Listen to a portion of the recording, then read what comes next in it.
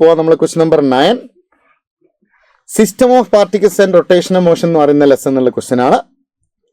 A solid sphere and a hollow sphere of same mass and same radius are rolled on an inclined plane. Let the time taken to reach the bottom by solid sphere and hollow sphere be t1 and t2 respectively. Then, okay, ഒരു inclined plane ഉണ്ട്. ആ inclined planeന്റെ ടോപ്പിൽ നിന്ന് നമ്മളൊരു solid sphere drop ചെയ്തു അല്ലേ. Suppose ഈ angle of inclination തീറ്റ എന്ന് വിചാരിക്കാം. ഇവിടെ നിന്ന് സോളിഡ് സ്ഫിയർ നമ്മൾ ഡ്രോപ്പ് ചെയ്തു. അത് ബോട്ടത്തിൽ എടുക്കുന്ന ടൈം t1 ആണ്. ഒരു ഹോളോ സ്ഫിയർ നമ്മൾ ഡ്രോപ്പ് ചെയ്തു. അത് ബോട്ടത്തിൽ എടുക്കുന്ന ടൈം t2 ആണ് അല്ലെ. അങ്ങനെയാണ് t1 t2 റിലേഷൻ ആണ് നമുക്ക് കാണേണ്ടത്. അപ്പോൾ നിങ്ങൾക്കറിയാം, സപ്പോസ് ഈ ഡിസ്റ്റൻസ് L ആണെങ്കിൽ ബോട്ടത്തിൽ എത്താനിരിക്കുന്ന ടൈം ഇവിടെ നമ്മൾ ഡ്രോപ്പ് ചെയ്യണം. അപ്പോൾ u0 ആണ് അല്ലേ. അപ്പോൾ ബോട്ടത്തിൽ എത്താനിരിക്കുന്ന ടൈം √2s/a എന്ന് നിങ്ങൾ പഠിച്ചിട്ടുണ്ടാവും. അത് √2l/a എന്ന് വരും അല്ലേ. നമുക്കറിയാം acceleration of a body rolling without slipping നമ്മൾ എന്താ പഠിച്ചത്? g sin θ ഡിവൈഡഡ് ബൈ അല്ലേ, g sin θ divide by 1 + k²/r² എന്നാണ് പഠിച്ചത് അല്ലേ. അപ്പൊ നിങ്ങളൊരു കാര്യം ശ്രദ്ധിച്ചോ, ആ t inversely proportional to √a അല്ലേ. അപ്പൊ ആക്സിലറേഷൻ കൂടുതലുള്ള ആൾക്ക് ആ ടൈം ലെസ് ആയിരിക്കും അല്ലേ. അപ്പൊ a ആർക്കാണോ ഗ്രേറ്റർ അവന് ടൈം ലെസ് ആയിരിക്കുന്ന അല്ലേ. അപ്പൊ നമ്മൾ ഈ ആക്സിലറേഷൻ കണ്ടുപിടിച്ചാൽ പോരെ. ആ ആക്സിലറേഷൻ കണ്ടുപിടിക്കാൻ a = g sin θ / 1 + k²/r² അല്ലേ അല്ലേ. അപ്പൊ നമ്മൾ ആദ്യം ചെയ്യുന്നത് സോളിഡ് സ്ഫിയർ നമ്മൾ എടുത്താൽ അല്ലേ, സോളിഡ് സ്ഫിയറിന്റെ acceleration a of solid sphere equal to g sin θ divided by 1+.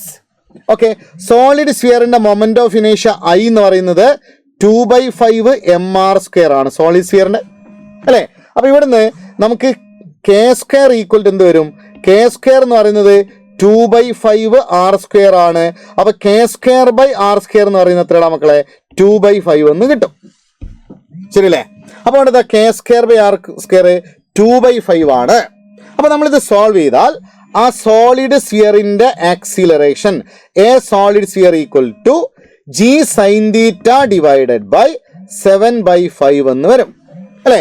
ആ 5 മുകളിലേക്ക് വന്നാൽ സോളിഡ് സ്ഫിയറിന്റെ acceleration 5 divided by 7 g sin θ എന്നാണ് നമുക്ക് കിട്ടുന്നത്. ശരിയാണോ അല്ലേ? ഇതേമാതിരി നമുക്ക് എന്ത് ചെയ്യാം, ആ ഹോളോ സ്ഫിയറിന്റെ ആക്സിലറേഷൻ ഒന്ന് കണ്ടുപിടിക്കാം. ഓക്കെ, അതിന് ഹോളോ സ്ഫിയറിന്റെ കേസിൽ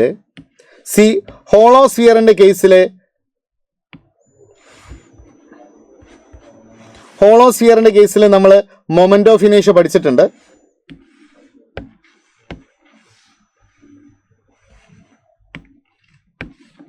ഹോളോ സ്ഫിയറിന്റെ കേസിൽ മൊമെന്റ് ഓഫ് ഇനേഷ്യ ഓഫ് ഹോളോ സ്ഫിയർ 2/3 mr² ആണ് അല്ലെ. മൊമെന്റ് ഓഫ് ഇനേഷ്യ ഓഫ് ഹോളോ സ്ഫിയർ എത്രയാണ്? 2/3 mr² ആയിരുന്നു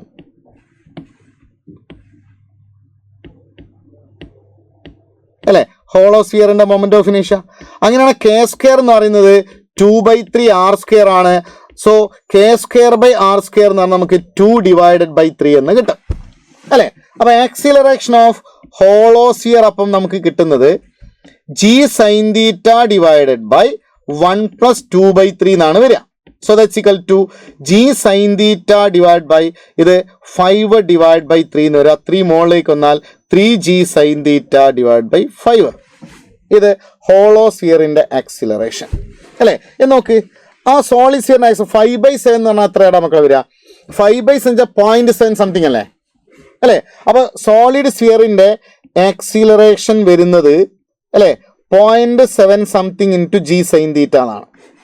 എന്നാൽ ഹോളോ സ്ഫിയറിൻ്റെ വരുന്നത് 3/5 0.6 അല്ലേ, 0.6 g sin θ അല്ലേ അല്ലേ. ഇവിടുന്ന് വളരെ ക്ലിയർ അല്ലേ, ആ സോളിഡ് സ്ഫിയറിന്റെ ആക്സിലറേഷൻ ഗ്രേറ്റർ അല്ലേ. അപ്പൊ സോളിഡ് സ്ഫിയറിന്റെ ആക്സിലറേഷൻ ഹോളോ സ്ഫിയറിന്റെ ആക്സിലറേഷൻ ആണ് ഗ്രേറ്റർ ആണ്. അപ്പൊ ടൈം ടേക്കൺ ബൈ സോളിഡ് സ്ഫിയറിലേക്ക് ലെസ് ആയിരിക്കും. ആ ടൈം നമ്മളോട് t1 എന്നല്ല ഒരു ക്വസ്റ്റ്യനിൽ പറഞ്ഞിരിക്കുന്നത്. അപ്പൊ t1 ലെസ് ദാൻ എന്തായിരിക്കടാ മക്കളെ? t2 ആയിരിക്കും. ശരിയാണല്ലോ അല്ലേ? ഓക്കെ, അപ്പോൾ നമ്മൾ ഓപ്ഷൻ ഏതാ വരുന്നത്? T1 less than T2. Answer option 1 ആണ് വരുന്നത്. Yes, T1 less than T2. Okay,